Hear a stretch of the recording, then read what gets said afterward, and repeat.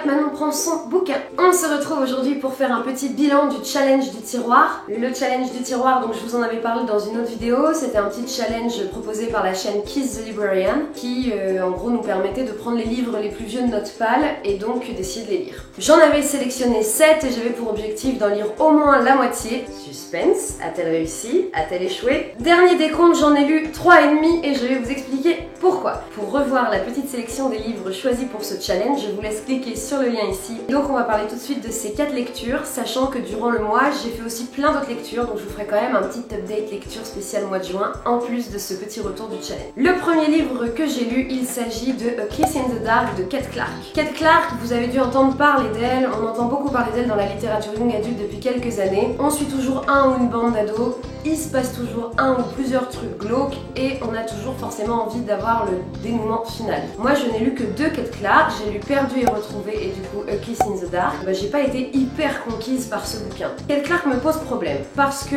bon sa plume est assez simple, je trouve par contre toujours ses idées et donc ses quatrièmes de couverture hyper haletants et ils me font hyper envie. Par contre, quand je lis le bouquin, j'en attends toujours plus que ce qui se passe vraiment. C'est-à-dire qu'elle a compris le filon, elle nous tient en haleine, à la fin de chaque chapitre, il y a une sorte de petit cliffhanger qui fait qu'on a envie de lire le chapitre d'après. Cependant, alors j'ai peut-être lu les 2 mauvais, à chaque fois j'ai une montée en suspense qui monte, et le bouquin se termine et je me dis, tout ça pour ça? A Kiss in the Dark raconte l'histoire de 2 adolescents qui sont fous amoureux, l'un des deux a un secret, et ce secret va tout bouleverser. Je ne vais pas vous dire quel est ce secret, mais sachez qu'on le sait dès le premier chapitre, donc déjà le mystère n'a pas duré longtemps. C'est le petit côté sympa de la narration, c'est que du coup, on se dit mais comment il ou elle va faire pour garder son secret malgré sa relation amoureuse. Le reste, sincèrement, je n'y ai pas trouvé un immense intérêt, l'histoire était pas si dingue, et j'ai trouvé les 2 personnages principaux assez creux malgré le sujet choisi. Après c'est quand même un livre qui parle des adolescents, donc on retrouve énormément de problématiques adolescentes sur les relations entre pairs, la sexualité, l'amour, les relations avec les parents, etc. etc. Donc si l'adolescence est un sujet qui vous plaît, je pense que Kate Clark vous pouvez aller jeter un œil. Mais voilà, je suis contente qu'il ait enfin quitté ma palle parce que ça faisait bien 1 an qu'il était dedans et donc voilà, ça c'est fait. Oh, quelle chaleur. Qu'est-ce Bon, dites-vous là, on est au début de la vidéo, dites à la fin de la vidéo, je serai rouge pivoine et j'aurai les cheveux comme ça, tellement il fait chaud dans cet appartement, comme partout en France en ce moment. Le second livre du coup que j'ai lu dans le cadre du challenge du tiroir, il s'agit de Hate List de Jennifer Brown aux éditions Albin Michel dans la collection Wiz. Hate List revient donc sur une tuerie de masse dans un lycée. Comme je vous l'avais expliqué, j'avais une période où je ne sais pas pourquoi j'ai une sorte de fascination pour ce sujet et j'avais dû lire 5-6 bouquins là-dessus. Hate List c'était le dernier que du coup j'avais mis de côté parce qu'évidemment à un moment donné j'avais une petite overdose de paranoïa. Et bien ce fut une super chouette découverte et je suis hyper contente de l'avoir enfin lu car au final c'est un des meilleurs romans young adultes que j'ai lu sur le sujet. Nick et Valérie en fait avaient écrit une sorte de liste de la haine, hate list, on va traduire littéralement, donc une liste de la haine sur laquelle ils avaient écrit les noms de toutes les personnes qui les agaçaient, voire détestaient clairement dans leur bahut. Ce que Valérie ne savait pas, c'était que Nick un jour allait devenir fou et tuer toutes les personnes qui étaient présentes sur cette liste. Le bouquin débute lorsque Valérie retourne au lycée à plusieurs semaines après la tuerie. Évidemment, vous vous doutez bien que, ayant été la petite copine du mec qui a tué tout le monde, et qui lui évidemment s'est suicidé, donc il n'a de compte à rendre à personne, et bien elle va devoir en rendre des comptes, que ce soit aux familles des victimes, aux professeurs ou aux autres élèves sur place. J'ai trouvé l'histoire hyper bien menée et c'est vraiment intéressant sur tout ce qui est psychologie humaine, en général et adolescente, c'est-à-dire la réaction de certains adultes au retour de Valérie, alors qu'en soi elle a nié pour rien, ceux qui l'incriminent parce qu'elle a écrit sur cette liste, ceux qui vont se dire la pauvre en fait c'est une victime comme une autre. C'est vraiment très intéressant que pour une fois, en fait, on ait un livre qui parle d'une tuerie de masse dans un établissement scolaire, mais qu'on revienne surtout sur l'après.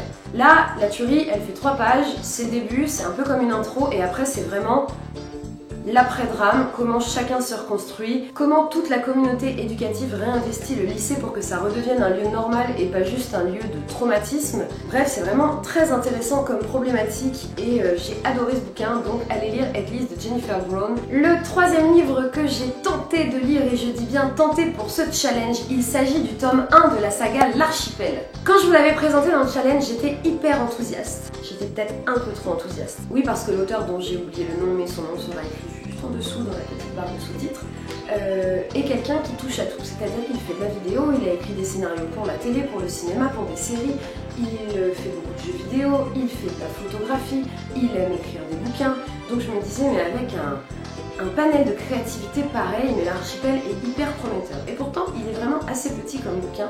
L'archipel, ça a été une déception totale car en fait, au bout de les 2 tiers du bouquin, je m'ennuie encore. C'est-à-dire que voilà, la situation se met très vite en place, mais en fait, pour rappeler très rapidement le pitch, l'archipel, on est dans notre univers, mais on est un petit peu dans la science-fiction car on est sur notre planète, mais dans quelques années, il y a une sorte de système qui fait qu'on a tous des clones et que si vous avez un problème avec la loi et que vous avez plein d'argent, votre clone peut aller en prison à votre place.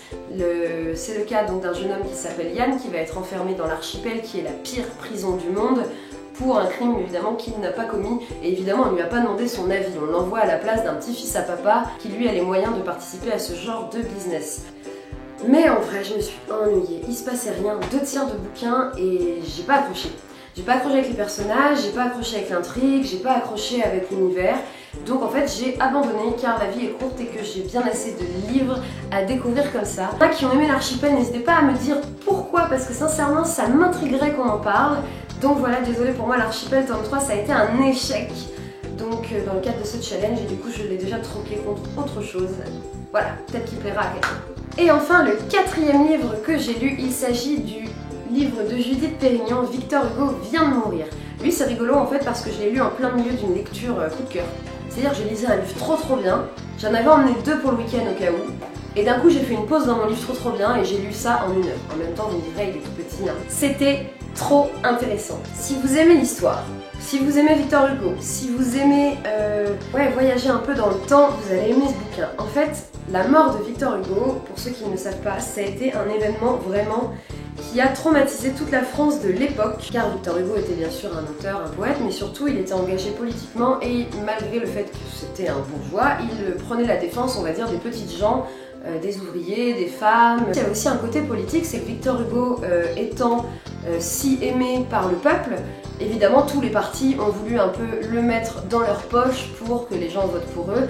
De même pour la religion, Victor Hugo était athée, je crois, hein, en tout cas. Victor Hugo, en tout cas, n'était pas catholique et du coup, nous avons toute l'église qui essaye de faire que juste avant qu'il meure, qu'il aille se confesser, voilà, qu'il reçoive l'absolution, je ne sais pas comment on dit, je m'excuse, je n'ai pas une très grande culture religieuse. En dehors de l'émotion des gens, dans ce bouquin, on découvre vraiment aussi toute la partie, tout l'enjeu politique et culturel pour la France que cette mort va engendrer. Mais quand je vous dis que c'est un délire, c'est que ils vont faire défiler le cercueil de Victor Hugo pour l'emmener au Panthéon. Les gens venaient 48 heures à l'avance pour pouvoir voir passer le cortège. C'est même devenu un business très lucratif car les gens louaient leur parcelle de trottoir ou leurs fenêtres, voire même leur toit. Ils louaient genre 10 francs la place et plus on se rapprochait de la date, plus les prix montaient. Donc en fait ça a été une sorte vraiment d'hystérie collective au lendemain de la mort de Victor Hugo. Et moi je trouve ça assez dingue car sincèrement, à côté, les images de la mort de Claude François et des Beatles, et de John Lennon qu'on a tous vu un jour en archive télé, c'est rien. Là ça devait être vraiment un truc dingue. Ça m'a beaucoup plu de 1 parce que c'est très bien écrit. La plume de Judith Pérignon est très belle. Elle a réussi à faire qu'un événement collectif et historique aussi important soit intime. En fait, on voit les réactions de plein de personnages différents à l'annonce de la mort de Victor Hugo et je trouve ça vraiment hyper touchant, donc c'est réussi, c'était une super lecture, donc jetez-vous dessus. Et donc voilà, sur les 7 bouquins que j'avais prévu de lire, je n'en ai lu que 4,5, comme vous voyez, les 3 autres sont ici, je n'y ai pas touché, mais je pense quand même qu'ils vont partir dans l'été car c'est pas faute d'avoir envie de les ouvrir. A bientôt sur la chaîne pour d'autres vidéos et passez un bel été, et surtout, hydratez-vous. Bisous.